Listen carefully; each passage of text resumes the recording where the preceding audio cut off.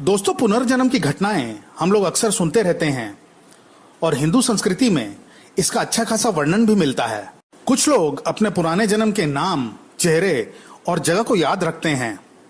कुछ अपने पुरानी जिंदगी जैसा ही महसूस करते हैं और वो अपनी नई जिंदगी को एक्सेप्ट नहीं कर पाते।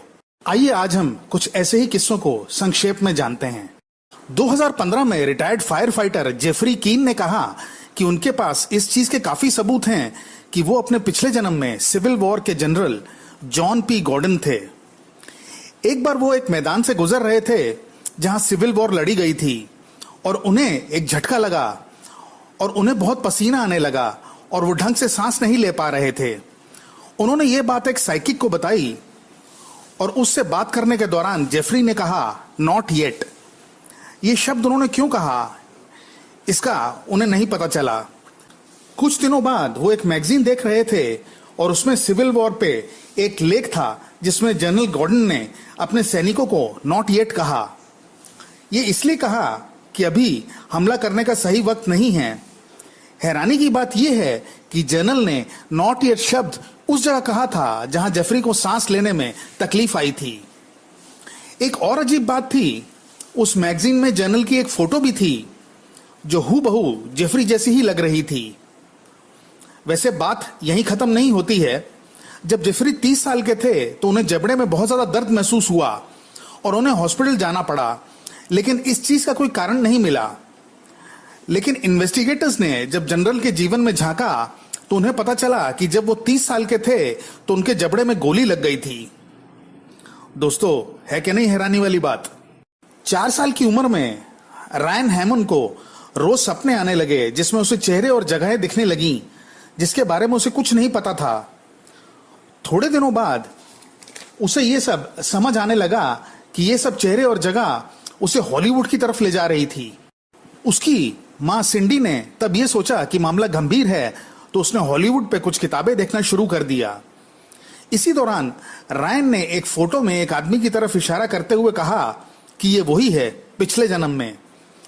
एक साइकोलॉजिस्ट ने रेयान का केस लिया और उसने देखा कि उसने लगभग 50 ऐसी बातें बताई उस आदमी के बारे में जिन्हें जान पाना नामुमकिन था। केवल एक बात ही उन्हें गलत लगी कि रेयान के हिसाब से वो 61 साल की आयु में मरा था, लेकिन डेथ सर्टिफिकेट में उसकी आयु 59 लिखी हुई थी। बाद में पाया गया कि डेथ सर्टिफिकेट ही गलत था। प्रोफेसर जिम बी टक्कर द्वारा सैम का केस लिया गया था। जब सैम 4 साल का था तो उसकी दादी की मृत्यु हो गई और उसी दिन उसके पिता ने एक पुरानी एल्बम निकाली। उस एल्बम में एक फोटो उसके दादा की कार की थी जिसे देखते ही सैम ने कहा कि ये उसकी कार है। और जब उसे अपने दादा की बचपन की फोटो जो उनके कुछ दोस्तों के साथ थी दिखाई गई तो उसने अपने दादा को तुरंत पहचान लिया और कहा कि ये वही है। यहां ध्यान देने वाली बात यह है कि इसके पहले सैम ने ना तो ये एल्बम और ना ही अपने दादा की कभी फोटो देखी थी।